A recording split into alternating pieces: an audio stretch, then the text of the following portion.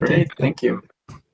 So we're here to talk about doing more with less. Not that we're all doing the best that we can in these crazy days. But Tara, I thought we would start it off with you, put you in the lead-off spot. Sure. Obviously, TB12 has Tom Brady in its name and is its founder and in its ethos.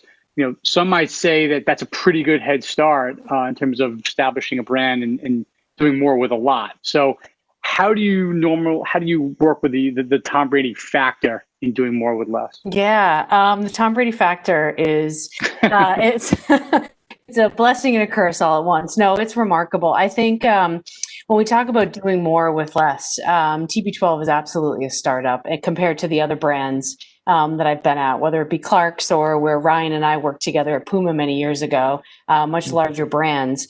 So we get viewed, everybody thinks that we're a much bigger brand that we are because of Tom Brady. But I have the very same struggles and challenges and excitement that all the other startups have. The one benefit I do have is that with having Tom Brady, who's not only obviously a co-founder of the brand, but he's also extremely, extremely passionate about TB12. So he uses his own personal passion for it for promotion. So we absolutely do benefit from that. So, I mean, where a lot of other startups have to build up that, at the drop of a dime, he can reach millions and millions of people to promote something that we're working on. So there's definitely a benefit to having Tom intimately involved in the brand. Sorry, got the mute. That's okay. Do you find that having it at your disposal, people will think you are probably bigger than you are, or have bigger budget than you have? Not to get into your budgetary system, but clearly, him being a global brand, there's instant credibility, so people might think you might be bigger than you are. Yeah, people do think we are much bigger because of that, and the eyeballs that we get. But it does remind me, years ago, I mentioned Ryan and I spent many years, both of us, over at Puma.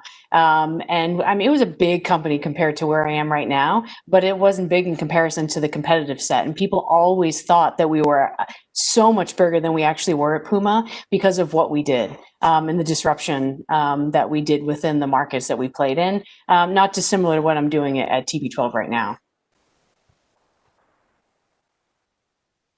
You're on mute again, Andrew. Of course I am. Todd, you came from Reebok, obviously another global brand and a global company. What lessons were you able to bring from Reebok to NOBULL, and then how can you leverage them with a less is more attitude? Yeah, sure. So one clarifying point on that, I actually am not from Reebok, but Marcus Wilson and Michael Schaefer, who are the co-founders of NOBULL, and the three of us were together when we started the brand. We're both previously executives at Reebok in a past life. So I was been with them from the beginning, and have certainly heard some of the war stories of being a part of the big brands. But I myself actually have an entrepreneurial background, had started a couple of my own brands in the apparel space in college and thereafter, and also spent a few years in more traditional sports marketing, working for the New England Patriots. So I take kind of a little bit of all of those things into my role at NOBULL. While we don't have Tom Brady, we do have a portfolio of athletes that we work with, some on a product specific basis and some on a formal basis. But what's unique about us is that when you think about pro athletes, footwear and apparel is the category for them from a sponsorship perspective. So as we've scaled, certainly our budgets have increased, but certainly we're not Reebok, we are not Nike. And we've had to do things differently. So we've really focused on the content side of storytelling with athletes, with ambassadors, and really leaned into content as our approach, and have had quite a bit of success doing that. Do you find that because shoes and apparel is such a personal choice from the athletes, it gives you more of a authenticity? No doubt. I mean, a lot of people, consider it part of their identity. They're living and breathing in this stuff every day. They're training in it, they're competing in it, and they're also hanging around in it, and it's a big reflection of kind of what their interests are and what their priorities are is kind of their partner from an apparel and footwear perspective. So we definitely don't take that lightly. And speaking of apparel and footwear perspective, Ryan with Tracksmith, obviously you guys are a very well-known staple within that racing community. My assumption is that you want to try to, like every company, grow outside of that bubble. So how do you use your authentic buy-in from the racing community to grow that bubble? Yeah. First of all, I gotta say, hey, Tara, it's amazing to see you. Tara and I, we go way back, but we haven't seen each other in probably 10 years. So this is a cool way to have a reunion. So we've built our brand by just being true to people who are passionate about running, from product design to our communications to how we tell our stories. And what we've sort of found is that, I think there's a sort of a misconception that we're only for really, really, really, really serious runners, and the brand only speaks to serious runners. But when we've shown our brand to people who would not consider themselves that, probably people who run frequently but have other things going on in their life, and they're busy people and they don't immerse in running culture 24 hours a day like some people do. But when we show them our brand, it immediately resonates with them. There's just a truth to like being an athlete and being and going through the journey that an athlete goes, whether you're a runner from high school on, or you played another sport, or you're just sort of starting your sports journey now. So what we're just trying to figure out how to do is just to amplify the brand beyond where it lives right now. And so we're trying to do it without changing anything about who we are and how we speak. And so it's just finding different voices to tap into, partnering with different media outlets. So we started to work closely with the New York Times and people like Malcolm Gladwell, who is a super passionate runner, a really fast runner. He's trying to break 5 minutes to the mile at the age of 50, but also has awareness beyond. He obviously transcends that sort of running bubble. So we're trying to find ways to amplify without diluting anything that we stand for. You mentioned your founders and their roots at Reebok. How important is it for the top-down philosophy to be totally bought in with regards to providing the support, providing the buy-in of understanding that there might be less to play with, but the expectations are still pretty high? Yeah, I mean, with that, we just we take the approach of, we're only going to do the things that we can absolutely commit to. And, if we can't fully commit to it, if it's not a hell yeah, we say we're not going to do it. And that over the years has required us to be extremely diligent with which opportunities are we going to pursue and which ones of those are going to be distractions. And for us, that's been product, content, and marketing. Those are the three things that we feel like we do better than anyone else. And if it doesn't fall in one of those core competencies, it had to come later, or we had to get help outside from, resourcing perspective. So I think it's really important, and it comes down to everybody being on the same page. And, obviously that started with Marcus, with Michael, with myself, and now with a much bigger team. But, really our code of conduct and what you just mentioned hasn't changed at all. Tara, obviously everyone has been affected by COVID. Everyone's spending a lot of time at home. They can't go to a gym. The winter's coming, it's getting colder. People aren't going out, can't get outside potentially to exercise. Do you find that the TB12 method in all its products and services is getting more prevalent with regards to getting into the winter during COVID? Yeah, do you anticipate that? Yeah, we had a really, really tough time when COVID hit with the business. The core of our business is our hands-on treatments with our body coaches and clients out of our performance and recovery centers. So we had to shut them down right at the start. And then when we had the ability to open them back up, they looked very different than they did. We always had virtual one-on-one coaching plans because we're obviously not going to be able to build a center in every neighborhood across the country and across the world. So virtual was always part of it. That was in the 2021 and beyond plans. So we had to accelerate that so fast. It was a matter of weeks where we just paused everything else and had to move that plan up and launch the virtual body coach client program. which has been extremely helpful. It's brought in obviously new clients all over the world, which has been fantastic, but it has changed the dynamic. As we start to look, we had a lot of our clients, as we opened back up, came back in a safe environment, but it does look very different. And even opening up, we opened up a new Tampa down in Florida, obviously down in Tampa Bay, Performance and Recovery Center. And even that experience has been quite different. So I think, yeah, absolutely. It's changed dramatically the landscape and all of our partners too. So something like CrossFit or Orange Theory, et cetera, all of these, they're not competitors to TB12, they're partners of ours. What we do at TB12 is to enhance obviously the athlete and fitness enthusiast, to enhance what they do for their performance. And all of those have been impacted, which means obviously our clients have been impacted as well. But what I will say is we are very, very proud of our ability to really switch on the virtual aspect of it to be able to provide that for our clients. Do you anticipate that growing even further as we go deeper into COVID? Less retail on site and more virtual at home? Yeah, absolutely. I think the at-home craze, that bubble, obviously with the Pelotons of the world and now the Hydros and everything else, that was growing as it was. This obviously exploded this past year. I think that's going to continue to grow. But I also think too is in due time, maybe not in the next, 1, 2, 3, even 6 months from now. But in due time, we'll be able to get back to group workouts and group training. And I think people are going to be excited to be around people when they can in a safe way. So I do think it'll build back up. It'll just take quite some time, much longer than I think we ever thought back in February or March. I do think we'll get back to that. But I also think too is virtual and at-home workouts and all of that has changed for the better. To me, it was always complementary in my personal life. Now it is kind of solo, and I think it'll come back and be complementary. Makes sense.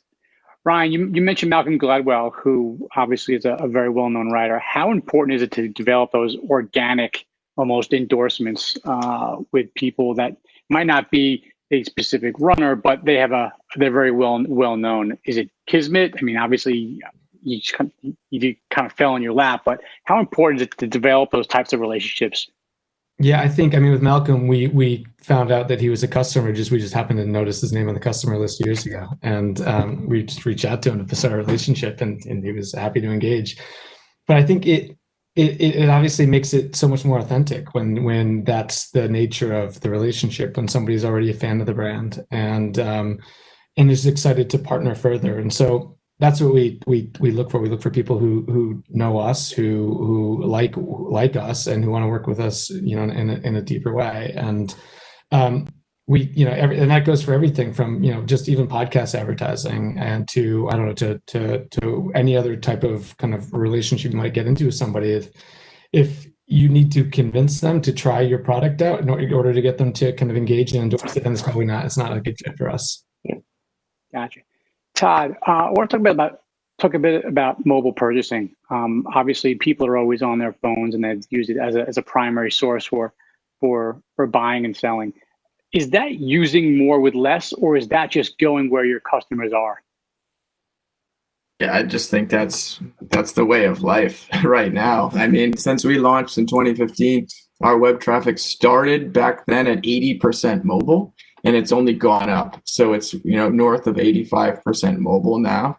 So we optimize for mobile first, and desktop, obviously, and tablet are key.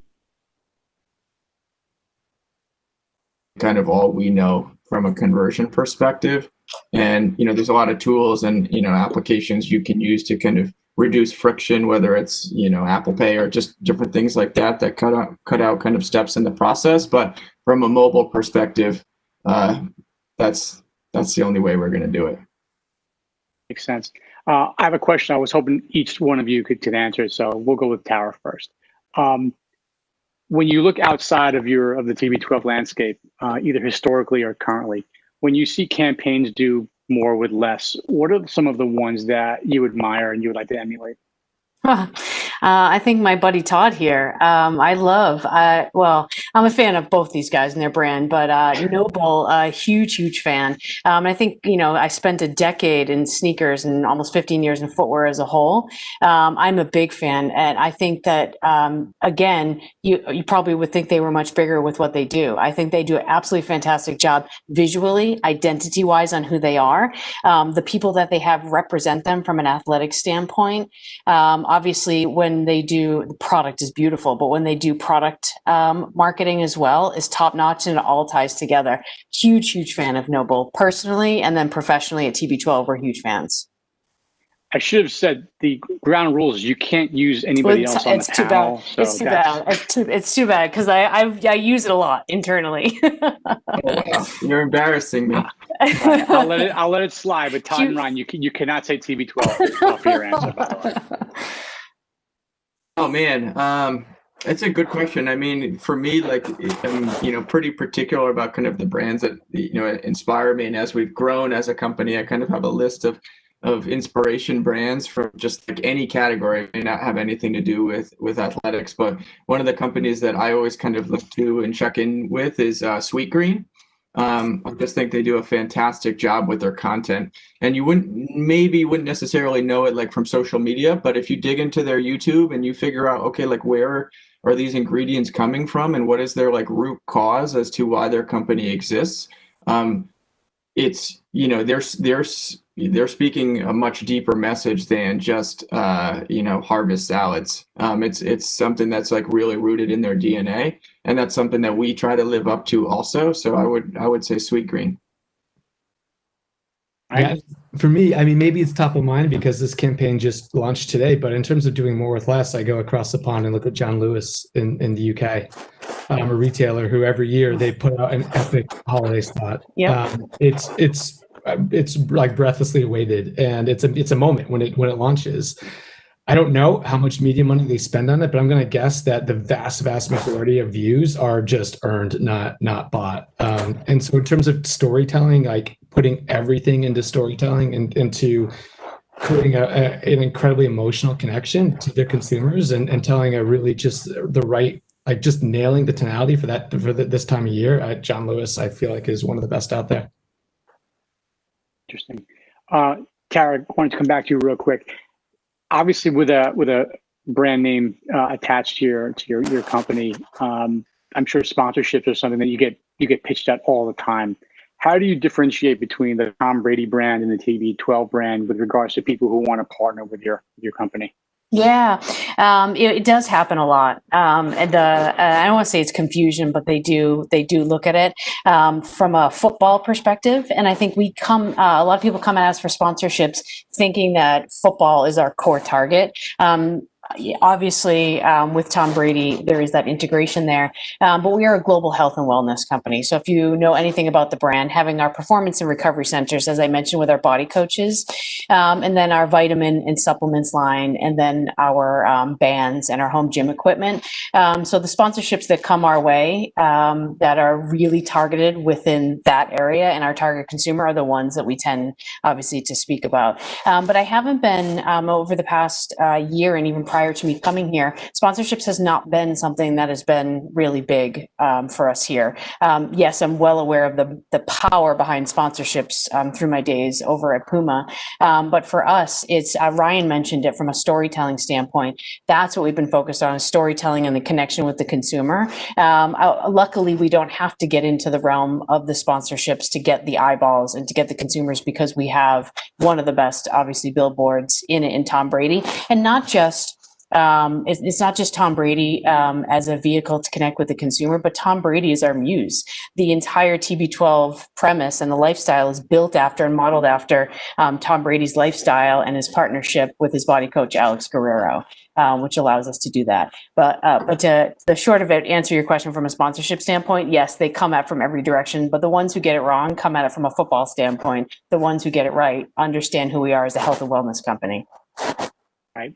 Todd, I'm assuming NOBULL receives a healthy outpouring of people looking for sponsorship, probably particularly on the road racing side. How important is sponsorship to your brand, and do you see that more part of your future? Yeah, it's huge. I mean, for us, the way and we do get a ton of inquiries from kind of all different sports, primarily because you're being a training brand. It kind of connects with, training for football, training for a marathon, training for hockey. So we're kind of that connective tissue that we can reach them through the gym or the weight room or, what have you. But when we're evaluating those things, it just comes down to like trust. Does the audience of this individual or ambassador really trust them? And you can catch on to that pretty quickly with how they've built their personal brand and how they think about content. And that's one of the key things that we've learned over time is that the athletes that are most influential with our audience are the ones who really care about the messaging that they're putting out into the world. In more traditional sport sponsorship, the athletes are having, multi-million-dollar contracts with their sports league. So there's really you really have to have a sense of internal drive to want to build your brand on social media in such a way that your audience is going to believe you. And those are the people that we found to be most effective with kind of living up to our brand DNA. Gotcha. Ryan, you mentioned content and creating original content and leveraging that as a major speaker for your brand. How do you approach creating content? Because we use that word so much and everyone wants to create their own content and tell stories. What stories and content have you used the most that have been most effective? Yeah, I mean, it's everything from the way that we shoot our athletes when for our website, our photo shoots. Instead of having an athlete run back and forth 10 times to get the right shot in the right light, we just have them go out on 12 and we just follow them the whole way and we shoot the whole thing. So it is like a photo documentary style approach that we take, and that makes it feel, I mean, it is real. It feels real because it is real. But we also look to just find ways that people emotionally connect with the sport and tell those stories, whether it's like deeper human stories or other stories of inspiration that runners that motivate runners and get them out the door. So yeah, I mean, it's like it's such a cliche to say it's about authenticity, but it is, and it's also about not putting your brand first, but by putting the story first, and by finding the right places to tell that story. Not every story is told equally well in every medium, and so it's finding the right places for the right stories, and that can be everything from like feature-length films to short little essays, and we're trying to do in podcasts, and we're trying to do all of it. Yeah, I would add to that. With Tracksmith, their written content is absolutely, all of the content is phenomenal, but I find that the written content is uniquely best in class. Like, honestly, that's one of the things that is a challenge these days because it actually takes time to read something, and that's something that most people won't give up, but they do that probably better than anyone. Thanks for that. We're blessed to have two incredibly talented writers on our team in Lee Landorf and Andy Waterman, so I'll give them a shout out and credit for that. And that's really interesting because, as we know, we live in a social media world, which is bite-sized pieces of content, whether it's a tweet or an Instagram or a Snapchat. And the long form, so to speak, is kind of a lost art. So the fact that you are finding so much success with that type of long form written content is pretty interesting. Yeah, I don't know if that's a question or an observation, but that certainly seems something that a vein that you guys tap into. Yeah, I think that our audience is so passionate that they're willing to sit down and spend time with quality content, right? And I mean, I guess that's the other thing that it sort of goes. It should go without saying, but I think a lot of times it doesn't. Which is, at the end of the day, quality wins, and you're competing on the content side. You're competing against everything out there. Everything that you can watch on Netflix or HBO, and you're competing for someone's time, and so you need to reward that with really high quality. So we've really focused on that, and I think that works. If you do that right, it can work in any sort of length of format. Another question for for the entire panel. We'll start with you again, Tara. 12 months from now, okay, putting COVID aside, which I know is challenging, but where would you hope TB12, the brand and the company, to be? You're on mute. Muted. Sorry. The start of the year, I thought we were going to be one place and we were in a completely different place. So I have no idea what the next year is going to bring. But we actually launched a lot of partnerships. It's pretty remarkable. This is my first, at this level in my career, my first startup. But it's been very exciting because we have the ability to get stuff done, which at a bigger company would take a year. Here, takes 6 weeks, which has been really exciting. We have a lot of big partnerships that we're working on as we speak within the nutrition category with the Good Kitchen, from a content standpoint with our friends over at Varus, with IMG and License. So we have a lot of these. So for me, I'm really excited what the next 12 months are going to bring as all of these come to market in a big way. But I would say these guys talked a lot about storytelling and content. Those are things that we are also laser focused on as well. Content's extremely big in our world. And I know that's a word that everybody throws around, but we have a lot of outside specialists and experts within their field, whether it's Dr. William Lee or David Sinclair within that space of nutrition and longevity that we're bringing to life. So there's a lot of good stuff going on that I'm really excited about over the next year. Getting through COVID for the next, hopefully it'll only be another 6 months or so, but getting through COVID, especially having our brick and mortar center locations and keeping those going is a big focus of ours as well. Ryan? I mean, I think we're all, the three of us are probably in the same boat, where we had a business that was very much in person, or at least we had a big in-person component of what we do. We would show up at marathon majors around the world and with pop-up events and host runs out of our store in Boston. And that was a really big piece of what we do. Obviously that's sort of on hold. I think that over the next 12 months, I mean, hopefully we see a return to in-person events and for not just us, but just for the entire running community. I mean, running is such a social sport. It's actually kind of tough to slog through a winter doing a lot of miles, especially New England in the cold. So I hope that we get back to in-person events. It looks like there might be all 6 major marathons, and that's Boston, New York, London, Chicago, Tokyo, Berlin would be in the fall next year, which would be a really exciting opportunity for the global running community to finally have something to focus on, and hopefully we can be there supporting them on the journey. Todd? Yeah, I mean, I echo everything that they've said about in-person events. I certainly miss them. Our community misses them. We've done our best to kind of take those digitally through, Instagram live workouts and things like that. And that, has worked really well, but I think like everything else has a shelf life, and it's bridging the gap to being able to get back together. For us as a brand, we've just signed Caleb Dressel, who, should be kind of a future Olympian in Tokyo. So we're excited to kind of tell his story between now and the Olympics, and celebrate some of the things that he's done in addition to our other athletes, but then also just continue to highlight our community of people that have endured the same things that we've all endured, and are showing just an incredible level of perseverance to get through everything that's happened over the last 9 months and what will soon be coming up on a year. And we think there's a lot of cool content opportunities there, and just try to galvanize our community as best we can. You mentioned the Olympics, obviously a global event.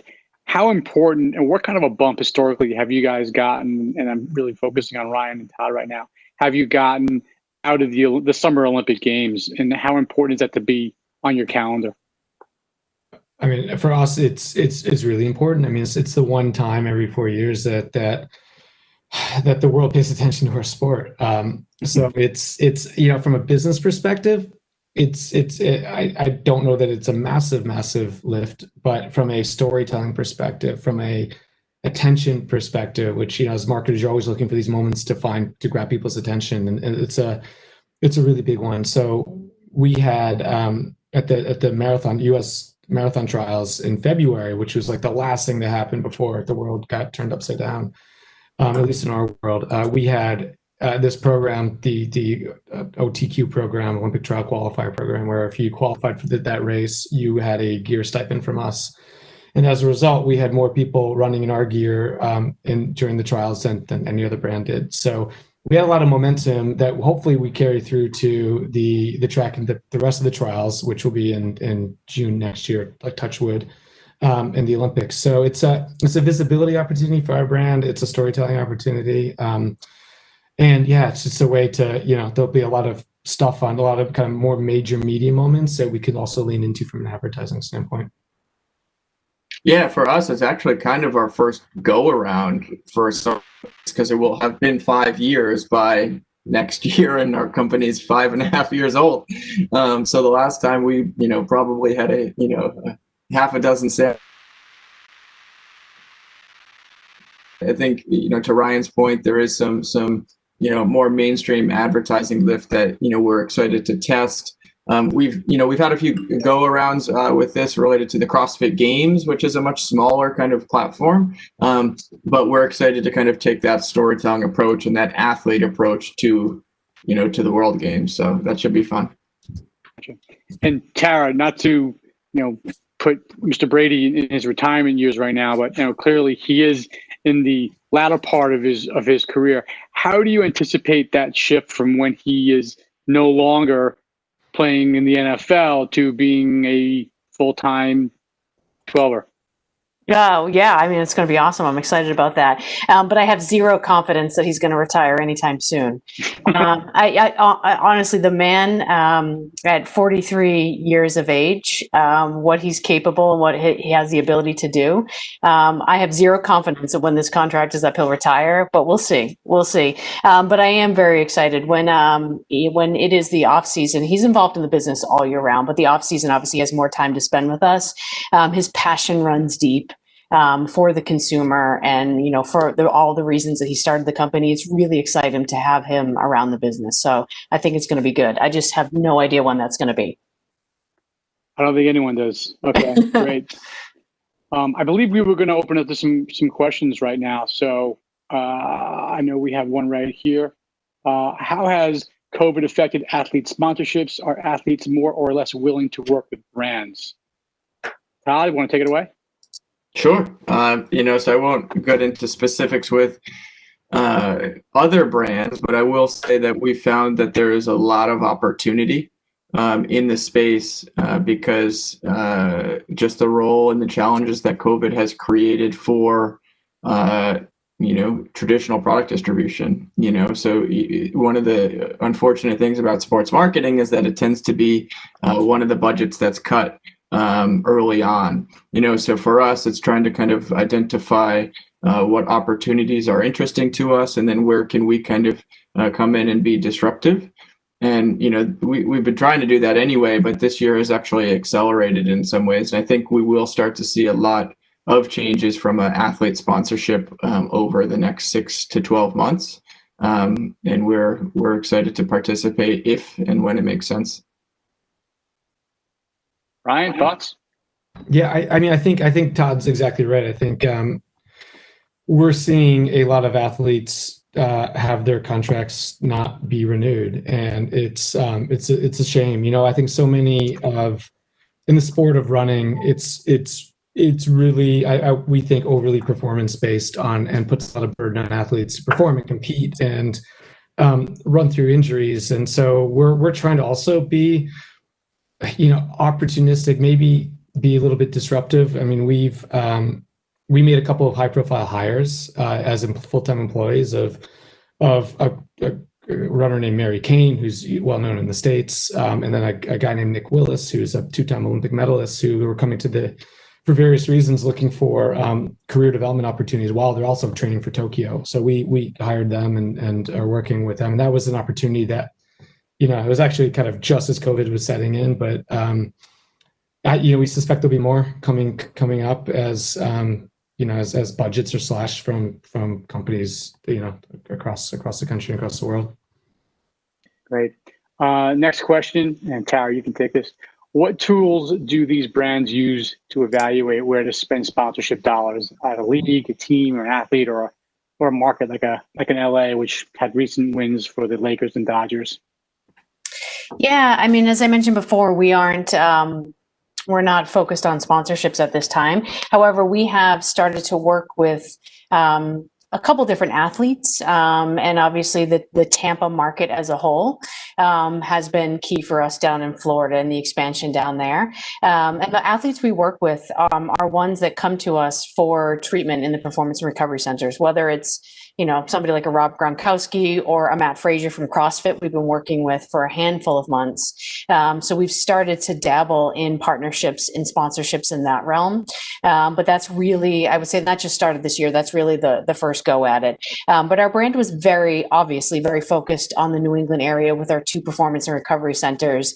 Our e-commerce business did serve. We actually had some really large markets out, California, Texas. We had some key markets there. But in the past year, even with the pandemic, we've started to expand down to Florida in hopes of New York and California as key markets as they come up. So I think, testing into some of the other athletes that we've been partnering with, like a Matt Frazier, Matt and Tia, both on the CrossFit side, and other athletes that within the football side that we've been working with, I think you'll start to see us expanding more in that space. Ryan, thoughts? Tools for evaluating sponsorships? I mean, we're starting to get more into multi-touch attribution. So we, as a way to try to get a sense on how to measure which channels are effective, which ones are working, which ones are not.